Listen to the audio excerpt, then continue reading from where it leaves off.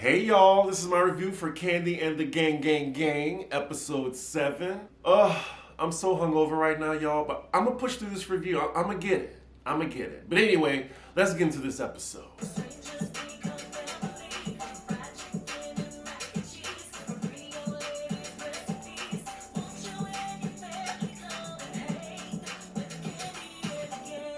For today's review, I'm staying in my seat. But yeah, shout out to Kandi for giving me a shout out on her Instagram for me dancing to the theme song. And of course, shout out to Bondi Blue as well as DJ Richie Sky. We all did our little version of the theme song. Shout out to It's Rocks too. I saw that one. That was funny. I love how we all just put out our interpretations of this little 20-second catchy theme song. Anywho, let's begin the review. So we start off with Chandrika meeting up with Dominique for dinner. As soon as Dominique sits down, Chandrika wants to tea on her and Brandon. And speaking of Brandon, we cut to him meeting up with Patrick, slow but fine ass, as well as Torin. And Patrick is talking about how the housewarming party is on now, and Torin is rehired now to organize it. Damn, production giving us a timeline. This happened like a month ago when they were talking about the housewarming party. When is it gonna happen? Wait a minute, not Brandon asking what's tea. Damn, has gay slang gotten all the way to the straight men? So what's tea, dog? What's tea? I'm just a little taken aback by that. I mean, what's next? Oh girl, your face look beat today. Or I'm gonna drop coin on you, girl. So Brandon now spills his tea to Patrick and Torin about his relationship with Dominique. He's telling them how him and Dominique got caught on candid camera, making out in the back, and now they have to deal with it. Again, I don't know how he still works there, but he does. I'm really curious of which restaurant they're gonna put him at, or is he gonna quit? Brandon then changed the topic to Chandrika being caught on the Ring camera talking shit about Kandi and Todd, saying they don't give a fuck about the restaurant. And then that's when we cut to Chandrika telling Dominique that tea of her trying to find out who told on her. And how she said that it was Melvin and Patrick. We still have Chandrika in this 2008 Keisha Cole wig, and she's saying that, oh yeah, I didn't know I said it. Girl, just take accountability. You got caught red-handed last week. Own it. Dominique basically saying in her confessional that Chandrika talks so much shit, she can't even remember some of the shit that she said. I still am a little confused, why Brandon had her on speakerphone in front of Don Juan. I think that's the main thing. It doesn't matter if the Ring camera caught it. Don Juan was gonna tell Kandi regardless. And now Dominique telling her, well, since you got caught on camera, girl, I got caught on camera making out with Brandon in the office. And now we're going back and forth from Brandon and Dominique getting their perspectives on the situation. Lord, so we have slow-ass Patrick in the confessional. He's saying that ain't nothing wrong with a manager being with a staff member. I mean, hey, Todd got with Kandi when Todd was working for Housewives. Not the same. Not the same. Say if Andy Cohen was straight, y'all, and then Kandi was talking to Andy Cohen, then that would be a conflict of interest. Not the same as Kandi going out with Todd on the production staff. Yes, it's a little taboo, but not as such a conflict of interest as Kandi talking to the executive producer of the show. I swear, every time Patrick speaks, bless his heart, he needs a dunce cap on. And then I heard some of y'all in the comments that, he's actually really smart in real life. Maybe he's just playing for the cameras. I don't know. So now they're talking about the ultimatum that they have where they can't work at the same place. Somebody has to relocate. Dominique says she is not going to another Burris location. I don't know, it looks like Brandon dog ass want Dominique to go to a different place. Even though it's his fault for all this happening. Didn't he even say that the main reason he went to work at Old Lady Gang was because he saw Dominique behind the bar? How creepy is that? And Brandon's bright idea is to tell him that they broke it off and they're just not gonna talk to each other at work. No, it don't work like that. One of y'all gotta leave, point blank period. You should be fired. I love how Chandrika and Dominique are blaming the cameras for their antics and not just taking accountability for themselves. But that's the employees they have at OLG, I guess. So now we back with the fellas, and I don't know how they got on this topic, but they talking about kids, and Patrick, I guess he's so pussy whipped that he talking about kids now. Why don't you get your life together before, you adding kids and marriage into it? I want to say he must be in his late 20s. Like, I don't know. Can someone tell me how old Patrick is? He's very naive, which makes me think he's still in his 20s. So next scene, we're at OLG. It's normal work day. We see Brandon coming in, and like Philip is saying in his confessional, Brandon comes into work, but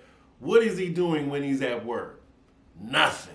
He's just walking around, observing, like maybe telling people what to do here and there, but he's not doing anything. And now we're with parking lot Patrick, who has Mama Joyce on the phone and basically organizing a little dessert battle between the OLG ladies. Now, Patrick, I do like this new confessional look. He looking fine as hell. You know, I'm gonna ignore that he's a few fries short of a Happy Meal, but Kandi is real brave letting them film the bar being flooded, because I know that's a health code violation. Lord, I hope they got that together. Like, all it takes is for somebody to just like tip off the health department and they could just do a surprise inspection. That's why it's important for somebody like Brandon, who does nothing to make sure things are going right and operated properly. Why is producer showing us Patrick call each of the old lady gang? Okay, we get it. He's making a dessert competition for them. Next. Why are he getting so much camera time? So next scene, we're with Brian, and he's going to a beauty shop. Torrin and Chandrika are meeting up with him.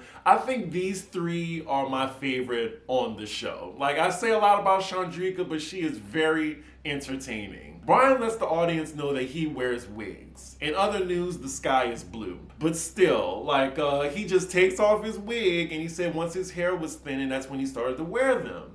He's trying on different wigs in the beauty store, and one of them looks just like the one that Aunt Nora has. And he starts imitating Aunt Nora as well as Aunt Bertha. And then we get into a little montage of all of them trying on wigs. They're just playing in these people's store. I hope they buy something. And now they're just chilling and they're having a conversation like they at the park or something. Anyway, so Torrin brings up the housewarming coming up. And why would he bring that up to Chandrika knowing that she is not invited? And it looks like Chandrika's not even worried about going, but it looks like Torrin wants her to go. She's like, don't you think it's a little weird, me going and his girlfriend's gonna be there? I mean, honestly, judging from her confessional, it seemed like she don't even like Patrick like that, so why would she even go? I feel like production is just pushing her to go just so they can have some drama. Lord, so now Torrin's saying, well, you coming is like you supporting me because I'm decorating the party, and I want you there. No, Torrin. What? So they just leaving the beauty store? They were there for that long, didn't buy nothing? Ooh, y'all wrong for that. So next scene, we're at Kandi's, and Melvin and Patrick come over. They're having a little dessert competition between the old lady gang. I'm guessing the winner of this is gonna have their dessert featured at OLG. So then we see Todd coming in the picture. All the old lady gang is there now. I'm sure production came up with this idea and just told Patrick to organize it just to have some filler in this episode. Ooh, the shade Todd threw at Mama Joyce and her pound cake, saying that's all she makes, but it's probably out the box. Ooh, I can imagine Mama Joyce seeing this and being pissed. And they're gonna start this war all over again. Todd, you better stop coming after Mama Joyce cooking. He doing it again with Kandi in the room. So in the end, Mama Joyce wins this bake-off, more so because she voted for herself, and Kandi voted for her too, because I'm sure she's gonna vote for her own mama cooking. Child, this is a cute scene, but this is definitely filler. So next scene, we're at OLG, everybody's there, and Kandi has Philip bring out a little sign that has Mama Joyce's angel food cake being added to the menu since it won the little bake-off that they had. Very cute. And then we have a little montage what some of the other cast members are doing. And next scene, we have Brandon meeting up with Dominique at the pet store. So they're talking about this housewarming. I swear, can we get to this housewarming party? Like, this is the main event they've been talking about, I think, since episode 2 or 3. They're trying to decide should they go together as a couple. I mean, everybody knows y'all tea. They knew it before the cameras caught y'all. So now they're going back and forth because it seemed like Brandon don't know what he wants. At first, he didn't want to go together with her at the party, and now he does. She's telling him, nigga, make up your mind. Brandon is just not my favorite person. He's now like my least favorite character on the show. He took that title from Philip because it looked like Philip ain't getting no camera time now that he not a big diva anymore. Well, at least they bought something at the place they filmed at, unlike Torrin, Chandrika, and Brian. So next scene, we're at Torrin's place. Brian is coming over. I don't know why he was beating on Torrin's door like he was the police. Brian looks really good with hats. Maybe he should stick with the hats instead of the toupees. Like, he looks really good in the hat. So it looks like Torrin's a little stressed by planning Patrick's housewarming party, especially because he can't get in touch with Patrick most of the time. So he's saying, well, I'm going to do what I want to do with this party. So we have Brian now, who again is highlighting these egg rolls. He is smart. This is the third episode where he is highlighting these soul rolls that he makes. And I think he's going to have them served at Patrick's housewarming party. I'm still surprised he hasn't talked to Kandi about adding it to the OLG menu. That does mean, though, that's another person Kandi has to pay, so maybe that's why. So we found out that Torrin is actually doing Patrick's party for free. Child, he doing stuff free for Kandi and now Patrick. Get paid for that. But he's saying he's doing it for the exposure. Okay. Anyway, he has Brian also donating his egg rolls for the event too. And Brian doesn't mind doing it. They're not talking about Safari and how beautiful she is, and yeah, she's a pretty girl, and I see why she has Patrick whipped. And speaking of Patrick, next scene we're at him and Melvin's empty apartment, and it's the day of the housewarming party. Why is Patrick wearing a waist trainer right now over his hoodie? Over his hoodie, not under it, over. And he's making sure that the brand that is by his girlfriend, Body by Safari, is facing the camera. He is really a character. Wow.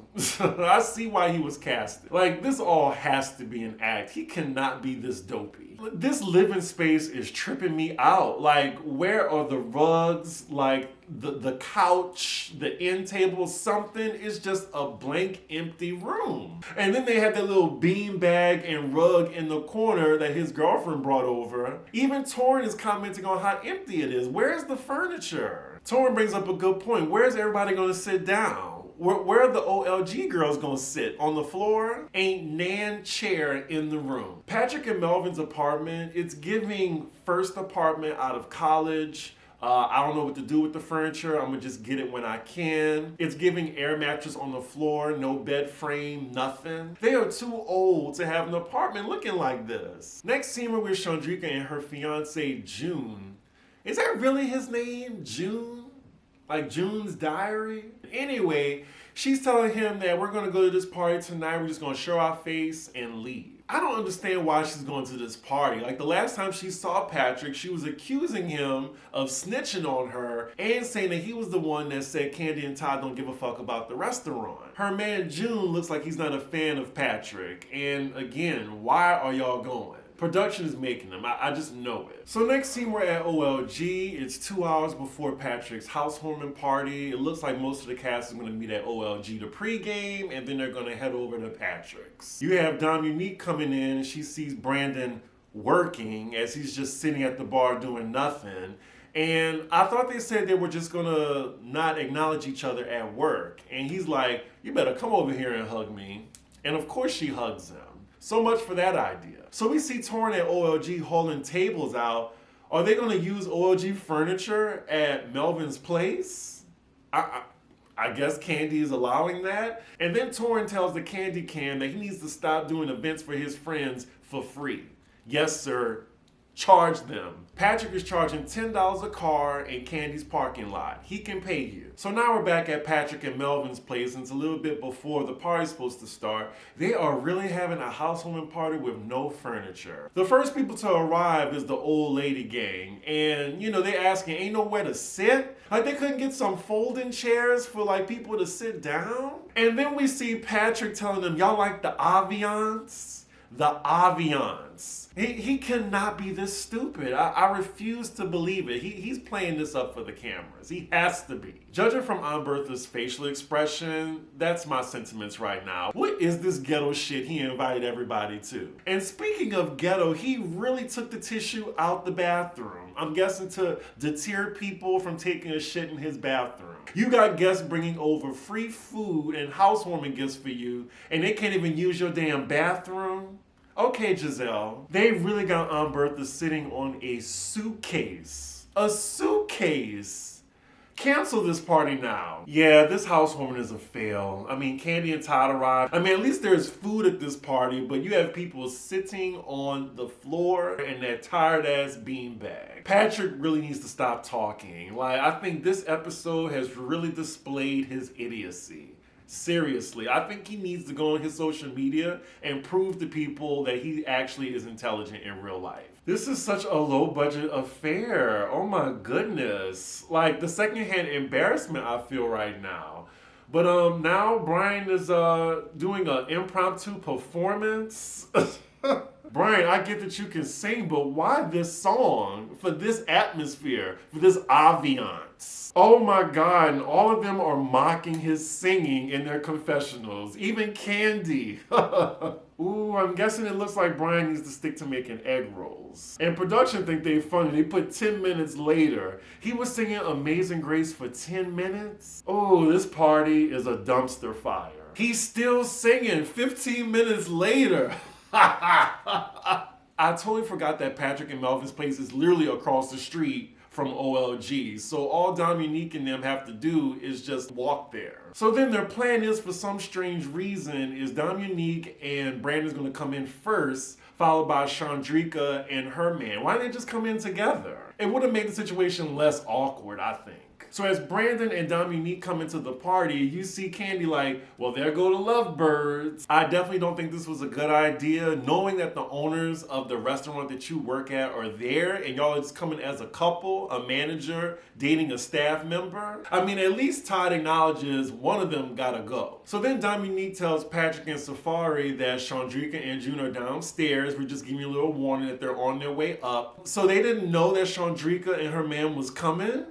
Wow, so Torin definitely set her up to be embarrassed. So then you see Safari saying, well, they can stay outside. Wow, are they gonna tell them not to come in? Patrick is then reminded by Dominique that you initially invited everybody. Yes, that was a month ago, but it looks like things have changed. Maybe you should have been a little bit more clear telling Chandrika that she wasn't invited. Patrick slow ass acknowledges that he said everyone was invited, but it changed once he talked to Safari, and apparently they had a guest list. So Torin, I think it's your fault for embarrassing Chandrika and her man right now, telling them that they were invited when in actuality they weren't. So Kandi asked him, okay, so you invited everybody initially. Did you tell them they were uninvited? He's like, oh, I don't have their numbers. And then he's reminded that, well, you see them at work. So then you have production highlighting the chances in flashbacks when he could have told Chandrika that she's not invited to the housewarming party. Oh, so it looks like there were 3 chances to tell her. Oh, so now the plan is for Patrick and his girlfriend to go downstairs and let them know that they weren't invited.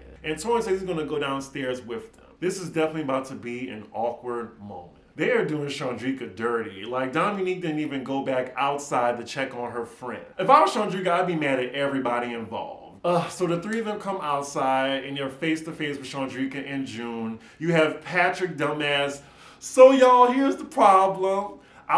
There must have been a misunderstanding. He has a big goofy ass smile on his face as he's about to tell them that they were uninvited to this party. Then Patrick says, well, my lady, she didn't feel comfortable with somebody I used to deal with coming to this party. So yeah, I didn't think y'all wanted to come in the first place. And I kind of agree with Patrick in that sense. Like, why do you want to come in the first place? I don't even think you like Patrick. They're like, okay, we're gonna leave. Damn, and then Torin goes after her for a hug, and she's like, nope. And I feel Chandrika on that. Like, y'all embarrassed her just now. Like, Torin, you invited her to this party just for her to be turned away? Yeah, I would be mad at everybody. It does look like Chandrika and her man not too bothered by this, and it wasn't a huge blow up. They were just like, okay, we leaving. I'm sure production wanted a bigger reaction. Maybe Chandrika's man bucking up to Patrick or something. That would have been a good skirmish, but yeah, they just turned away and walked to their car. Dominique, her friend, just stayed at the party. After that awkward interaction, I'm now intrigued on how everybody's gonna act around each other, because again, I would be pissed if I was Chandrika. So it looks like Torin is caught up in the middle now, and both sides are mad at him. Later on at the party, you see Brandon trying to be affectionate with Dominique in front of the owners and everybody there, employees. So unprofessional.